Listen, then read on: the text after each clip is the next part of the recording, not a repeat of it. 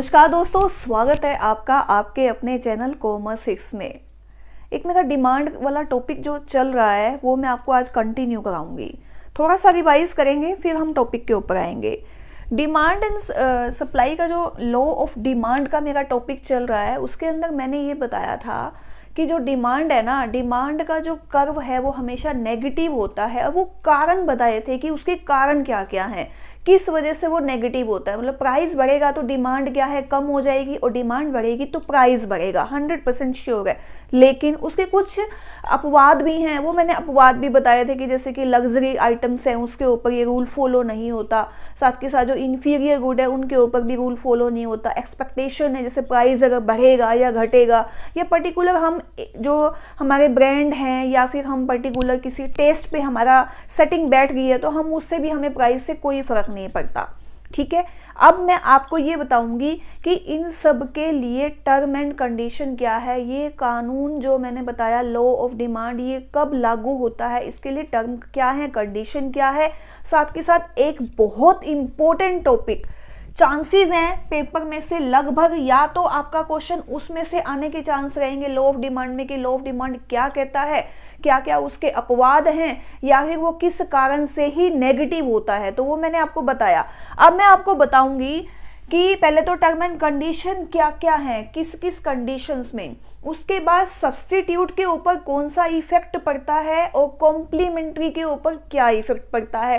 Plus में बहुत important topic, पूरी वीडियो देखिएगा, 3-4 क्वेश्चन आपके जो आने के चांसेस हैं कवर होंगे इसमें से, मूवमेंट ऑफ डिमांड और शिफ्टिंग ऑफ डिमांड। लेकिन उससे पहले जो कुछ कंडीशंस हैं हमारी, कंडीशंस किसकी, लॉ ऑफ डिमांड कि क्या क्या कंडीशन है, कौन कौन सी ऐसी कंडीशन है जिसपे ये लागू होगा। देखिए, प्राइस अगर बढ़ते हैं, हाइक पर है प्राइस, तो डिमांड कम हो जाएगी। कंडीशन नंबर 1 क्या है कि जो हमारी जो इनकम है ना, इनकम हमारी कांस्टेंट है। कांस्टेंट का मतलब हो गया कि हमारी इनकम में कोई भी फर्क नहीं पड़ा। ये नहीं कि प्राइस तो बढ़ गए, अच्छा, और उसके साथ साथ हमारी सैलरी भी बढ़ गई, हमारी इनकम भी बढ़ गई, तो क्या फर्क पड़ेगा। हाँ जी, मान लो 100 रुपये का रेट बढ़ गया किसी आइटम का और हमारी इनकम तो 1000 रुपये बढ़ गई, हमें कोई फर्क नहीं है। अब 100 रुपये से हम तो जितना मर्जी लेंगे। तो सबसे पहली जो कंडीशन है कि इनकम आपकी वही रहनी चाहिए। नंबर 2, आपका जो मतलब कि जो साइज ऑफ कंज्यूमर है, कंज्यूमर का जो साइज है वो भी यही रहना चाहिए। ये नहीं कि अब आप पहले एक मार्केट के अंदर अपना सामान बेच रहे थे, अब आपने रेट तो बढ़ा दिया, साथ के साथ आपने मार्केट 2 कर ली, यानी कि अब आप 2 बाजार के अंदर अपना माल सप्लाई कर रहे हो, तो डिमांड तो बढ़ेगी। अब हम ये थोड़ी कहेंगे कि हाँ जी कि हमने मार्केट में अपना कंज्यूमर साइज है आपका वही रहेगा, प्लेस आपका वही रहेगा, साइज ऑफ कंज्यूमर। उसके बाद क्या है जी, जो सामान है वो कौन सा होना चाहिए, नॉर्मल होना चाहिए, नॉर्मल गुड्स। क्योंकि अगर अपवाद वाली वस्तुएं हैं, लग्जरी है, लग्जरी पे तो ये लो चलेगा ही नहीं, गिफन गुड्स पे ये लो चलेगा ही नहीं। तो क्या है जी, ये जो है इनकम हमेशा कांस्टेंट होनी चाहिए, कंज्यूमर का साइज वही रहना चाहिए, बाजार यानी कि वही रहना चाहिए, गुड्स क्या है, नॉर्मल होनी चाहिए, और साथ के साथ जो मेन है जी आपका टाइम पीरियड भी वही होना चाहिए। लगभग अगर 1 वीक है या 1 मंथ है या 1 ईयर के अंदर अंदर, ये नहीं कि मान लो मौसम ही चेंज हो गया किसी चीज का, मान लो पर्टिकुलर एक वेदर है, उस वेदर के अंदर मान लो कोई प्राइस थोड़ा बहुत बढ़ जाता है लेकिन डिमांड तो वही रहेगी। अगर सर्दियों में कह दें, सर्दियों के अंदर हम कहें कि हाँ जी गर्म चीजों के ना थोड़े से रेट बढ़ गए, लेकिन सर्दी बहुत पड़ गई तो मांग नहीं बढ़ेगी, मांग तो बढ़ेगी क्योंकि मौसम तो चेंज हो गया ना। तो क्या है, पर्टिकुलर जिस वेदर में, जिस क्लाइमेट में हम उस सामान को बेच रहे हैं वो क्लाइमेट वही रहना चाहिए, एनवायरनमेंट चेंज नहीं होना चाहिए। प्लेस है वो भी वही रहना चाहिए, प्लेस। अब मैं कहूँगी पहले तो मैं सामान है ना ऐसी जगह पे बेच रही थी जहाँ पर लगभग अवेलेबल था, हर कोई ले सकता था। अब मैं ऐसी जगह पे सामान बेचने लग गई जहाँ पर वो सामान पहुँच ही नहीं सकता, और मैंने मेरी कीमत ज़्यादा रख दी, फिर भी डिमांड तो बढ़ गई है, ये लो तो चला नहीं। वो लो कैसे चलेगा, उसकी कंडीशन तो पूरी ही नहीं करी हमने। तो ये 4-5 कंडीशन है, ये हमने ध्यान रखनी है कि इन कंडीशंस के होने के साथ ही हमारा जो लॉ ऑफ डिमांड है वो चलेगा। चलिए अब 2 पॉइंट्स और हैं, एक तो कॉम्प्लीमेंट्री गुड्स है, एक सब्सटीट्यूशंस है, उनके ऊपर लो डिमांड का कौन सा इफेक्ट पड़ता है। क्वेश्चन बहुत बार आया हुआ है आपका, ध्यान से देखिएगा।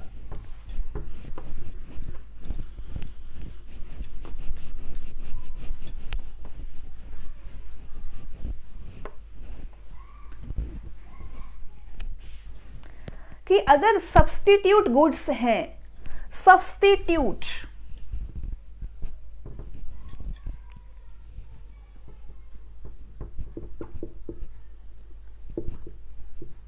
सब्सटीट्यूट गुड्स हैं, जैसे कि मान लीजिए अगर हम मतलब पर्टिकुलर एक ब्रांड की ही बात कर लेते हैं, हम लोग चाय पत्ती की बात करते हैं, टी की, हमारे पास ताज है, हमारे पास ब्रुक बॉन्ड है, ताज और ब्रुक बॉन्ड है, चाय तो है, सब्सटीट्यूट क्या है, अगर ताज नहीं मिलेगी तो हम ब्रुक बॉन्ड ले लेंगे। अब या फिर ये भी कह सकते हैं हम कि टी और कॉफी, ये भी एक सब्सटीट्यूट ही है। वैसे इसको माना जाता है कि चाय और कॉफ़ी का सब्सटीट्यूट है, लेकिन सब्सटीट्यूट नहीं है। चाय पीने वाले चाय ही पीते हैं और जो कॉफ़ी पीने वाले हैं वो कॉफ़ी पीते हैं, लेकिन हम मान लेते हैं एक बार के लिए, समझने के लिए। वैसे ये वाला ज़्यादा मतलब फिट बैठेगा एग्जाम्पल, कि भी चाय है लेकिन कंपनी अलग अलग है। तो देखिए अगर मान लीजिए ताज चाय 200 रुपये की किलो मिलती है, और ब्रुक बॉन्ड जो है वो भी हमारी 200 रुपये की किलो ही मिलती है। अगर अचानक से ताज के रेट 150 रुपये किलो हो जाते हैं, ताज के हो नहीं रहे हैं लेकिन समझना है हमें, तो ब्रुक बॉन्ड वाली जो चाय है उसकी जो डिमांड है वो ऑटोमेटिक ही कम हो जाएगी और इसकी बढ़ जाएगी ताज की। ठीक है, तो इसका मतलब क्या हुआ कि एक चीज की कीमत कम हुई तो दूसरे की जो डिमांड अपने आप ही कम हो जाएगी, इसकी बढ़ जाएगी ना, ताज वाले की। ताज की कीमत कम हुई, ताज की ही डिमांड बढ़ जाएगी, और साथ में ब्रुक बॉन्ड की कम हो जाएगी। अब एक और समझाती हूं मैं, ताज का ही है, 200 रुपए से 250 रुपए हो गई, 200 रुपए से 250 रुपए हो गई। अब 200 से जब 250 हुई तो ताज वाली की जो कीमत है ना, ताज वाले तो लोग अब कम लेने लग गए और ब्रुक बॉन्ड की ज्यादा लेने लग गए। इट मीन्स क्या हो गया कि सब्सटीट्यूट का डिमांड कर्व जो है, अगर सब्सटीट्यूट की रेट कम होते हैं तो इसकी भी कम हो जाएगी डिमांड।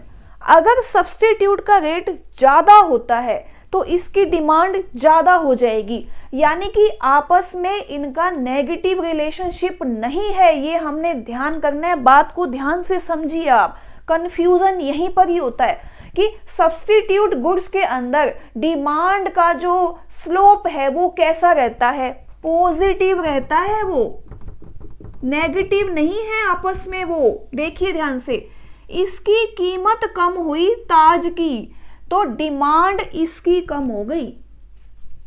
हम तो आपस में सब्सटीट्यूट गुड्स का रिलेशनशिप देख रहे हैं ना, ये ध्यान रखिए।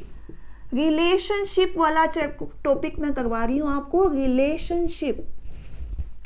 रिलेशनशिप सब्सटीट्यूट गुड्स का आपस में क्या रहेगा। अगर प्राइस कम हो जाता है तो डिमांड बढ़ जाएगी, और अगर डिमांड भी कम हो जाएगी उसकी, और अगर प्राइस बढ़ जाता है इसका तो डिमांड भी इसकी बढ़ जाएगी। यानी कि पॉजिटिव रिलेशनशिप है। पॉजिटिव को हम लोग क्या बोलेंगे, धनात्मक संबंध।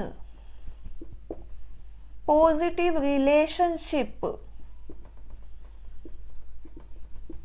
ठीक है, बहुत बार क्वेश्चन आया हुआ है, सब्स्टिट्यूट गुड्स का आपस में प्राइस और डिमांड का कौन सा रिलेशनशिप होता है। सब्स्टिट्यूट गुड्स का प्राइस और डिमांड का रिलेशनशिप पॉजिटिव होता है, धनात्मक होता है। एक की कीमत बढ़ेगी, दूसरे की डिमांड भी बढ़ जाएगी। एक की कीमत कम होगी, दूसरे की डिमांड कम हो जाएगी। ठीक है, एक और पॉइंट समझाती हूँ आपको कॉम्प्लीमेंट्री गुड्स का। कॉम्प्लीमेंट्री गुड्स का जो गाड़ी का एग्जाम्पल है, चाहे हम गाड़ी का सबसे अच्छा रहता है, वैसे तो पेन और इंक का भी होता है, कि अगर आज जब हम वैसे जनरली मार्केट के अंदर अगर हम बात करते हैं तो आप और भी अच्छे से समझ पाएंगे। ऑटोमोबाइल का जो मतलब कि ऑटो सेक्टर है जो हमारा गाड़ियों का, इस टाइम में बहुत ज़्यादा हाइक पर है, बहुत ज़्यादा हाइक पर है। सच में गाड़ियाँ बहुत बिक रही हैं, गाड़ियाँ हो गई, चाहे अपने मोटरसाइकिल हैं, व्हीकल्स हैं, बहुत ज़्यादा बिके हैं इस बार। लोग हर कोई क्या कहता है कि पर्सनल व्हीकल अपना होना चाहिए, स्टैंडर्ड मेंटेन होता है। तो अगर स्टैंडर्ड मेंटेन होता है तो कार का और पेट्रोल या फिर डीजल, पेट्रोल और डीजल का रेट, अगर कार का रेट कम होता है, लेस होता है, कार की कीमत कम हो जाती है, तो कार की कीमत कम हो जाती है तो लोग क्या करेंगे, गाड़ी ज्यादा खरीदेंगे। नेचुरल सी बात है, गाड़ी ज्यादा खरीदेंगे। गाड़ी ज्यादा खरीदेंगे तो पेट्रोल की लागत भी ज्यादा हो जाएगी, और पेट्रोल की लागत अगर ज्यादा हो जाएगी तो इसकी जो कीमत है ये भी बढ़ जाएगी। नेचुरल सी बात है कि इसकी कीमत भी बढ़ जाएगी और इसकी डिमांड भी बढ़ जाएगी। डिमांड भी तो बढ़ेगी ना। इसकी कीमत कम हुई कार की, लोगों ने कार लेनी शुरू कर दी, कीमत इसकी देखनी है और डिमांड इसकी देखनी है। जैसे ही लोगों ने गाड़ी ली, पेट्रोल पंप पर लाइन लग गई, पेट्रोल की डिमांड बढ़ गई, कार की कीमत बढ़ गई, इंक्रीज हो गई। लोगों ने गाड़ी लेनी कम कर दी, गाड़ी कम कर दी तो पेट्रोल और डीजल काहे का, जब गाड़ी नहीं चलेगी सड़क के ऊपर। जब अभी आपने रिसेंटली देखा था लॉकडाउन के अंदर पेट्रोल और डीजल की कीमतें काफी कम हो गई थी। अमेरिका जैसे देश के अंदर 0 से भी कम, नेगेटिव आ गया था रेट। हमारे देश में तो ज्यादा इंपैक्ट नहीं पड़ा, हमारे यहाँ तो बढ़ा ही है रेट, लेकिन वहां पर क्या हुआ कि रेट इतने कम हो गए कि रखने के लिए भी पैसे नहीं थे, वो कहते हैं ले जाओ फ्री में। तो क्या हुआ कि अब गाड़ी चली नहीं। इसी तरह से यहाँ पर कार की कीमत कम हो जाती है, बढ़ जाती है, तो कार अगर फिर लोग कम खरीदेंगे तो जो इसकी डिमांड है ये भी क्या हो जाएगी, लेस हो जाएगी। तो इसका मतलब क्या हुआ, इनके बीच में आपस में रिलेशनशिप कैसा है, कॉम्प्लीमेंट्री गुड्स का प्राइस और डिमांड का रिलेशनशिप कैसा है, नेगेटिव। जबकि हम लोग इसको कुछ और वे में ले लेते हैं और कहते हैं हाँ जी इसकी डिमांड बढ़ेगी ना तो इसकी भी डिमांड बढ़ेगी। हमने वो रिलेशनशिप नहीं देखना, हमने एक चीज की कीमत बढ़ने से दूसरे के डिमांड पे क्या इफेक्ट पड़ता है वो करना होता है। यहां हम कंफ्यूज होते हैं और 1 नंबर का क्वेश्चन गलत कराते हैं। ध्यान रखिएगा इसको कि अगर कॉम्प्लीमेंट्री गुड्स का आ जाए कि प्राइस और डिमांड के ऊपर क्या इफेक्ट पड़ता है तो नेगेटिव, और अगर आ जाए सब्स्टिट्यूट का तो आपने करना है पॉजिटिव। ध्यान रहेगा ये, ठीक है। अगला टॉपिक मैं आपको कराती हूं अब, साथ के साथ मोमेंट ऑफ डिमांड और शिफ्टिंग ऑफ डिमांड। ध्यान से समझिएगा, अब आपको और भी अच्छे से समझ में आएगा। वीडियो पसंद आ रही है तो लाइक कीजिए, शेयर कीजिए, और अगर अभी तक भी आपने चैनल को सब्सक्राइब नहीं किया तो चैनल को आप सब्सक्राइब कीजिए। जल्दी ही लाइव आने की तैयारी है हमारी, बहुत जल्दी हम लोग जब हमारा एक ग्रुप का जो साइज है पर्टिकुलर बढ़ जाएगा तो हम क्या करेंगे, लाइव सेशन लेंगे। एस्टेट स्टार्ट होने से पहले आपका लाइव सेशन स्टार्ट हो जाएगा। तो क्या है, हम लोग क्या है कि आपका जो डाउट सेशन है, आपको बहुत से डाउट होते हैं, आप कमेंट करके पूछते हैं, तो वो हम लोग क्या करेंगे, लाइव ही जवाब देंगे। एक के क्वेश्चन पूछने से हो सकता है कईयों के क्वेश्चन का आंसर साथ के साथ ही निकल आए। चलिए ध्यान से देखिएगा अब आप। एक होता है मूवमेंट ऑफ डिमांड और एक होता है जी शिफ्टिंग ऑफ डिमांड।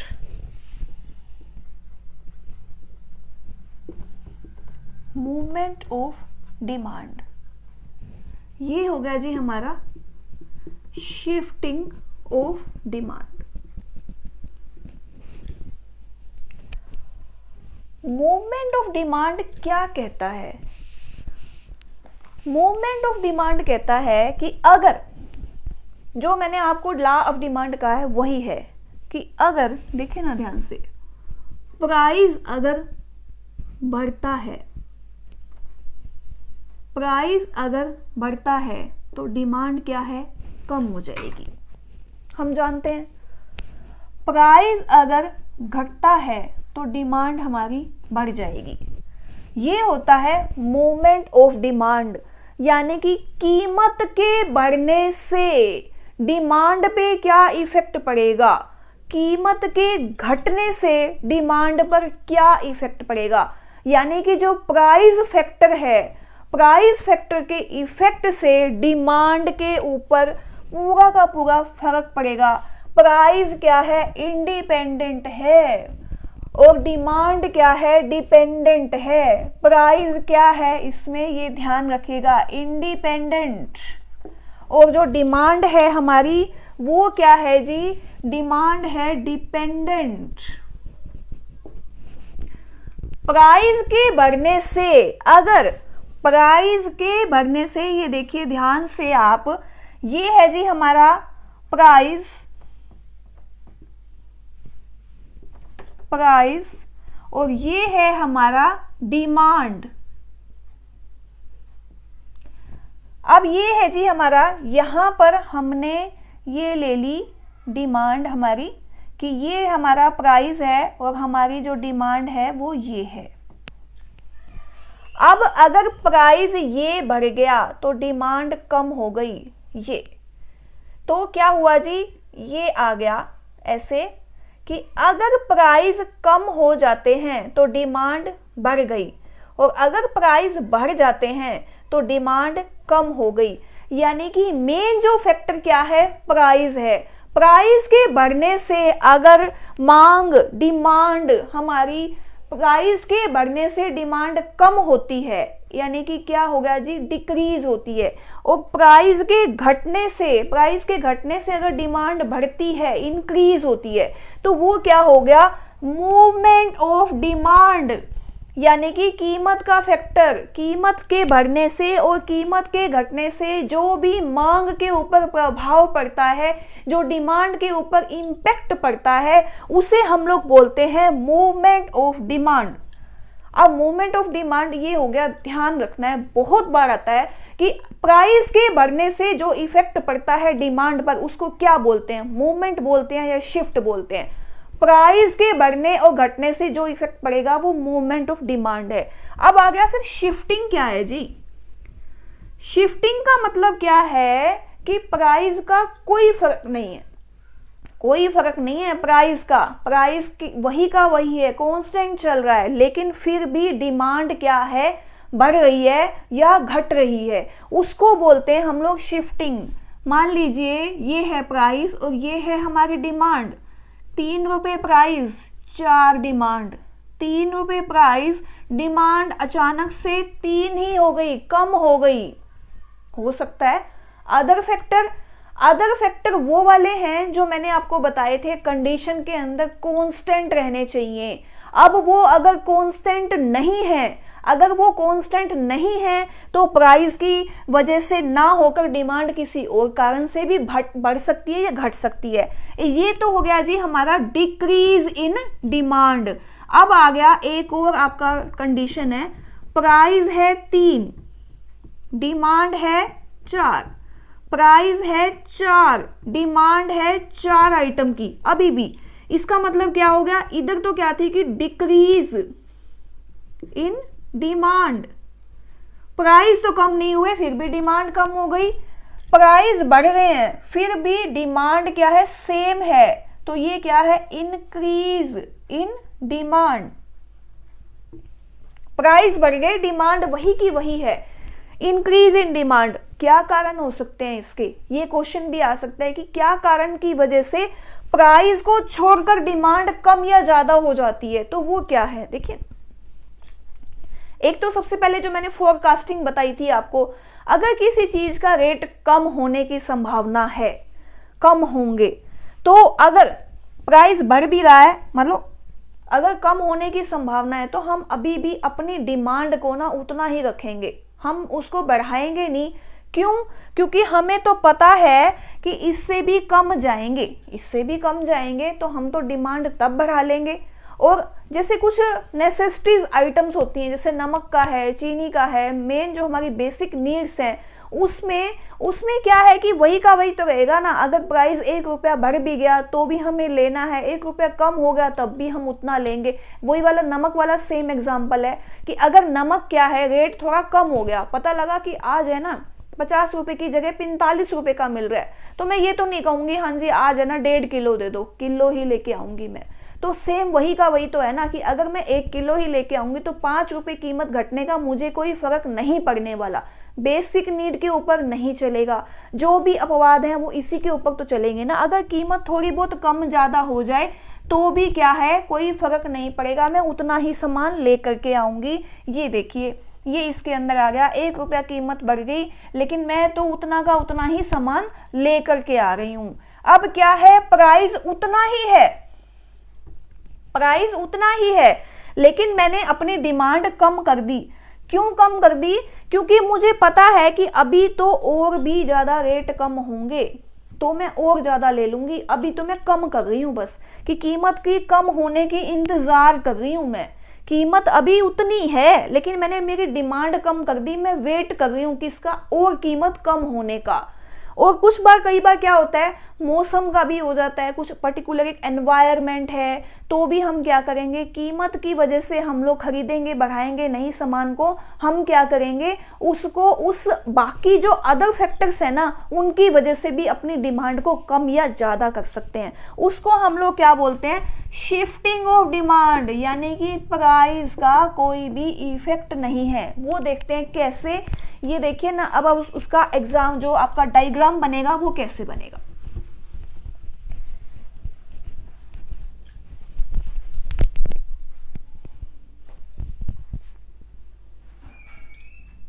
ये है हमारी डिमांड,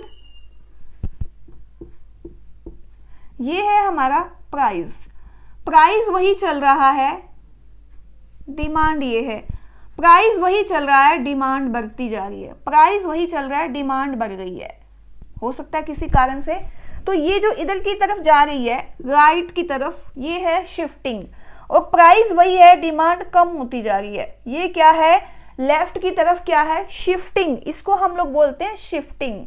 यानी प्राइस तो वही का वही है लेकिन डिमांड किसी कारण से शिफ्ट कर गई, शिफ्ट कर गई, तो उसको हम लोग क्या बोलते हैं, शिफ्टिंग ऑफ डिमांड। यानी कि बिना किसी कीमत के बढ़ने या घटने से जो डिमांड है उसका इंक्रीज होना या डिक्रीज होना, उसको बोलते हैं शिफ्टिंग ऑफ डिमांड। और मूवमेंट का क्या है, प्राइस से, ध्यान रखिएगा इसको, प्राइस से, प्राइस बढ़ गया, कीमत कम हो गई, प्राइस डाउन हो गया, मतलब प्राइस बढ़ गया तो डिमांड कम हो गई, और प्राइस घट गया तो डिमांड बढ़ गई। ध्यान रखिएगा, बहुत इंपॉर्टेंट कंसेप्ट है, क्वेश्चन आने के पूरे चांसेस हैं इनमें से, क्योंकि लास्ट ईयर में भी इसमें से मिलता जुलता क्वेश्चन आया था। तो क्या है कि जो ट्रेंड चलता आ रहा है एस्टेट का पिछले 3-4 सालों में, तो टॉपिक वही रहता है, क्वेश्चन क्या है घुमा फिरा के बताते हैं उसी में से, मिलते जुलते में से।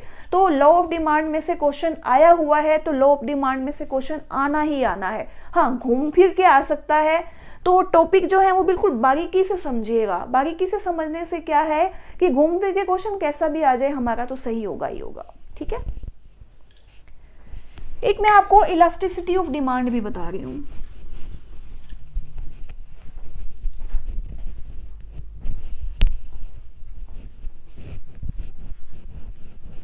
इलास्टिसिटी ऑफ डिमांड का मतलब क्या होता है, लोचशीलता।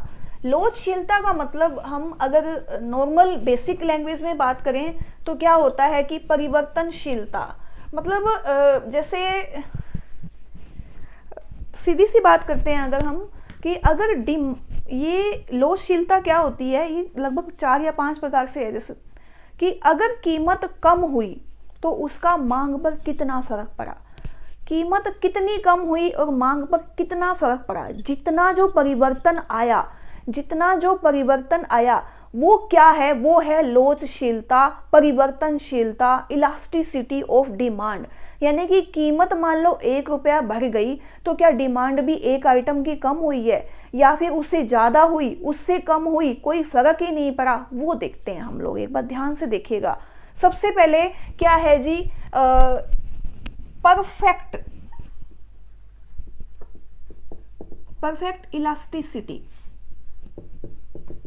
Elasticity of demand.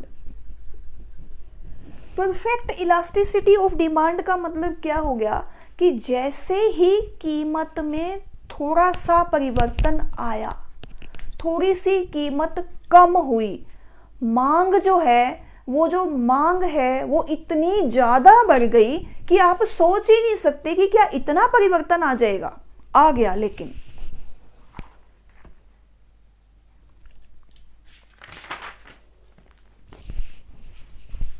ये देखिए डायग्राम ऐसे बनेगा। हो सकता है कि डायग्राम जो है वो आ जाए आपका। प्राइस मान लो इतना हो गया, इतना पहले इतना था, डिमांड मान लो ये चल रही थी हमारी एक आइटम की। जैसे ही हमारा जो मतलब प्राइस है वो इतना रह गया, कम हो गया थोड़ा सा, जो डिमांड का जो कर्व है वो बढ़ता बढ़ता इतनी डिमांड बढ़ गई, जबकि कीमत तो इतनी सी कम हुई थी, लेकिन जो डिमांड है वो इतनी ज्यादा बढ़ गई, इतनी आइटम तक। हम सोच भी नहीं पा रहे थे इतना क्या परिवर्तन आ जाएगा। यानी मान लो जैसे सर्फ की बात करते हैं, कोई मतलब वॉशिंग पाउडर है, वो 2 रुपये पर केजी के हिसाब से रेट उसका कम हो गया, भी अब 2 रुपये सस्ता मिलेगा आपको, 2 रुपये सस्ता मिलेगा।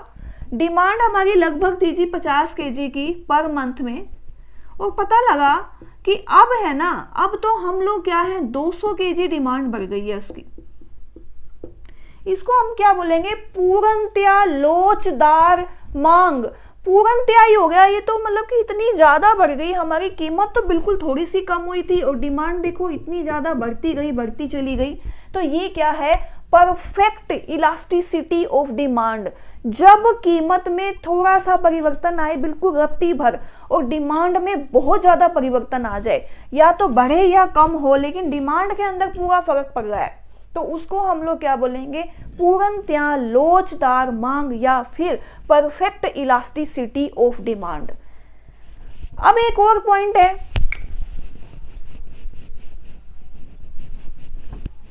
पूर्णतया बेलोचदार, यानी कि perfect in elasticity of demand. पूर्णतया बेलोचदार, पूर्णतया बेलोचदार, इन यहां पर इन आ जाएगा, पूर्णतया बेलोचदार।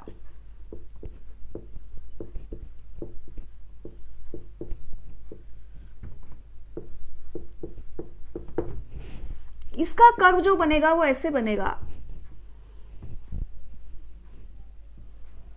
ये हमारी डिमांड है,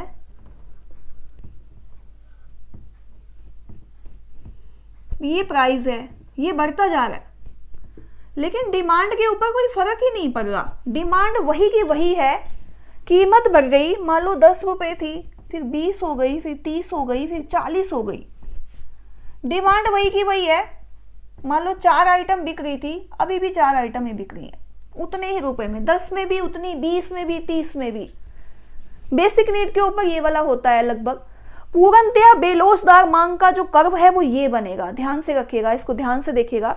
तो ईडी क्या है जी, इलास्टिसिटी क्या है, 0 है। इलास्टिसिटी क्या होगी, 0 होगी, ये ध्यान रखना है आपने। इलास्टिसिटी 0 कब होगी, जब पूर्णतया बेलोचदार मांग होगी, कितनी कीमत बढ़ जाए लेकिन मांग वही की वही है, वही सेम लग्जरी आइटम्स के ऊपर है, सोना कितना ज़्यादा रेट हो गया, मांग बढ़ गई है, वही की वही मांग बढ़ती जा रही है, वही शादी में वही पार्टियों में लोग सोना बहुत खरीद रहे हैं, सेम आ गया। इसी तरह से बेसिक नीड के ऊपर भी यही चलता है, कीमत अगर बढ़ जाती है, अगर हम नमक की बात लेते हैं तो नमक पहले कितना था अब कितना चल रहा है, लेकिन लोग तो खरीदेंगे, खाना पड़ेगा, सब्जियां हैं वो भी खरीदनी पड़ती हैं उतनी ही, बेसिक नीड तो लेनी ही पड़ेंगी, उससे हम कैसे बचें, नहीं बच पाएंगे। तो पूर्णतया बेलोचदार मांग, ठीक है।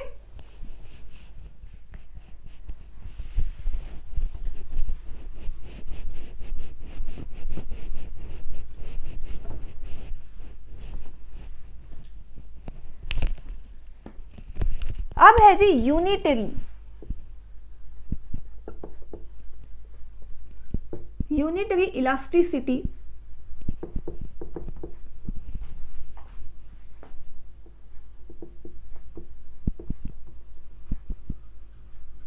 Elasticity of demand.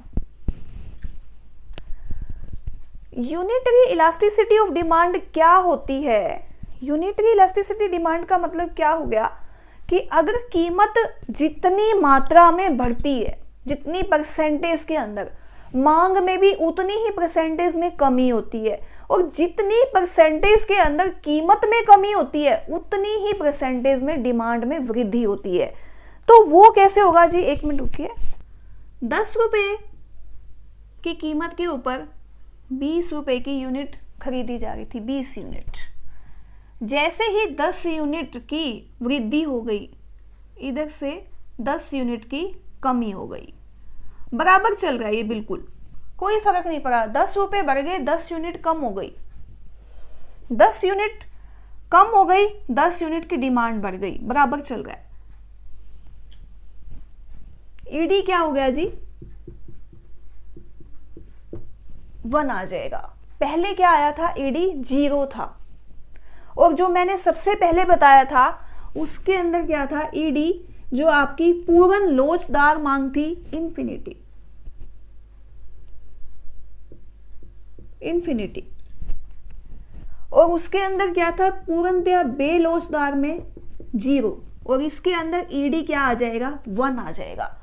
यानी कि जिस परसेंटेज में कीमत में वृद्धि होती है उसी परसेंटेज में, उसी मात्रा के अंदर अगर डिमांड में, मांग में परिवर्तन आता है तो इलास्टिसिटी कितनी हो जाएगी, 1 हो जाएगी। उसको हम लोग क्या बोलते हैं, उसको बोलते हैं यूनिटरी, यूनिटरी इलास्टिसिटी,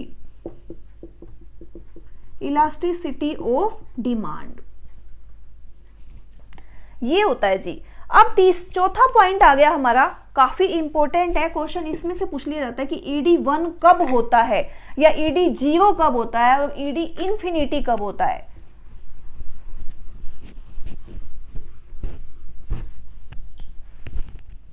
अब आ गया less than unitary, less than unitary elasticity demand.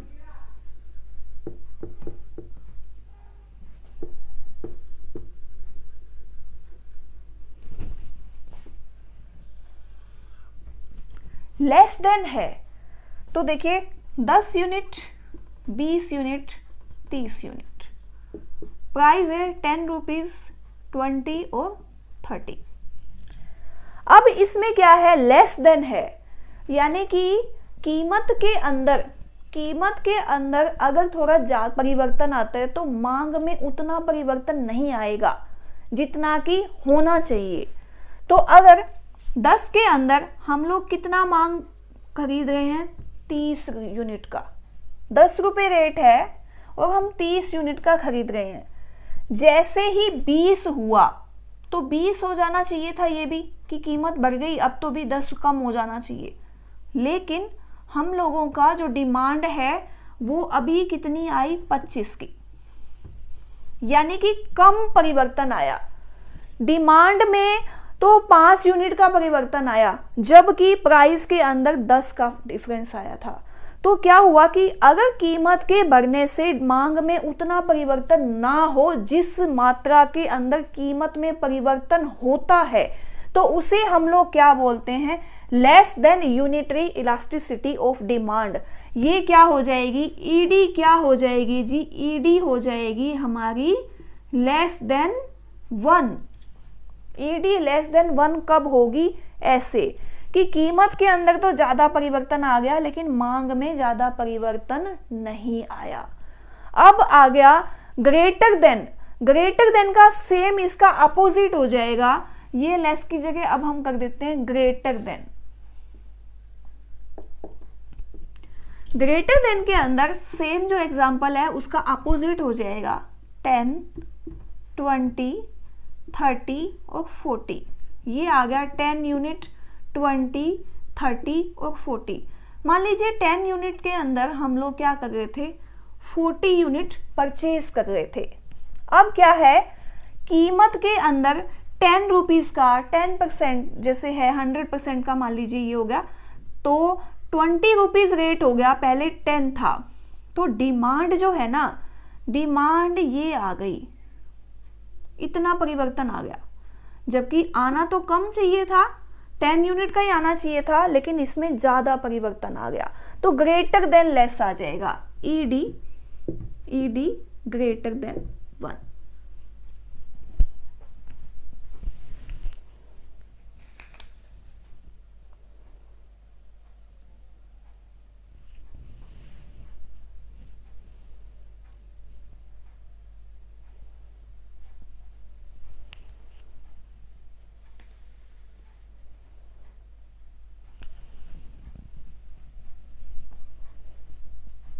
ठीक है, समझ में आया आपको?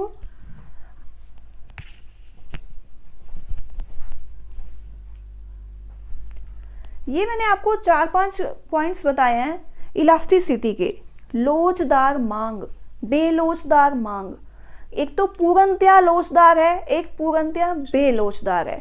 तो उसके अंदर क्या हो जाएगा, ईडी इंफिनिटी आ जाएगी पूर्णतया लोचदार में। बेलोचदार में 0 आ जाएगी इलास्टिसिटी। बराबर है, जितनी मात्रा में मांग में परिवर्तन आ रहा है, डिफरेंस आ रहा है, उतनी ही मात्रा में कीमत में भी बढ़ोतरी या घटोतरी होगी। यानी कि कीमत के बढ़ने से जितनी कीमत बढ़ी उतनी ही मात्रा में मांग में परिवर्तन आ गया, तो ईडी 1 के बराबर आ जाएगी। फिर आ गया ईडी क्या हो जाएगी जी, लेस देन 1 कब होगी, उतनी मात्रा में तो कीमत में परिवर्तन नहीं आया, कीमत में तो कम हुआ और परिवर्तन कम हुआ, यानी कि कीमत तो ज्यादा परिवर्तन हो गया लेकिन मांग के अंदर उतना परिवर्तन नहीं आया, इसमें ज्यादा परिवर्तन आ गया, तो लेस ग्रेटर देन 1 हो जाएगा। तो ये हो गया जी हमारा लेस देन, ये हो गया ग्रेटर देन, ये इक्वल, ये 0 और ये इन्फिनिटी। ध्यान रखिएगा, आज मैंने आपको 3-4 टॉपिक कराए हैं। अब मैं आपको जो लास्ट हमारा डिमांड, इसका जो लॉ ऑफ डिमांड का रह जाएगा, वो आ जाएगा मेथड की एक्सपेंसेस के हिसाब से कैसे निकलेगी इलास्टिसिटी ऑफ डिमांड, इनकम के हिसाब से कैसे निकलेगी। ये जो कुछ पॉइंट्स हैं उसमें भी क्वेश्चन घुमा फिरा के आ जाता है कि उसका फॉर्मूला कैसे निकलेगा। कि अभी तो मैंने सिर्फ आपको ये बता दिया कि इलास्टिसिटी है कि 1 है, 0 है, या फिर ग्रेटर देन 1 है, या लेस देन है, या इन्फिनिटी है। अभी निकालेंगे कैसे, क्या कोई फॉर्मूला है, क्या चेंज हो पाएगी, क्या हम निकाल सकते हैं, ये हम अगली यूनिट के अंदर जो अगला जो सेशन होगा उसके अंदर करेंगे। उम्मीद करती हूँ वीडियो आपको पसंद आएगी। बहुत इंपॉर्टेंट टॉपिक है, 1-2 बार देखिएगा। क्या होता है कि कुछ चीजें ऐसी होती हैं जिनके अंदर हमें एक भी पॉइंट को स्किप नहीं करना पड़ता, ध्यान से समझना पड़ता है। कुछ हमारे थ्योरेटिकल पार्ट हैं, उसके अंदर क्या है, एक आधा पॉइंट छूट गया, कोई दिक्कत नहीं है, समझ में आ जाएगा। तो ये समझने वाला है, ध्यान रखिएगा, एक एक पॉइंट को समझिएगा, अच्छे से समझ में आएगा। मिलते हैं अगली वीडियो में। चैनल को सब्सक्राइब कीजिए अगर अभी तक नहीं किया, लाइक कीजिए, कमेंट कीजिए अगर आपको वास्तव में इन वीडियो से हेल्प मिल रही है। तो मिलते हैं अगली वीडियो में। Thank you.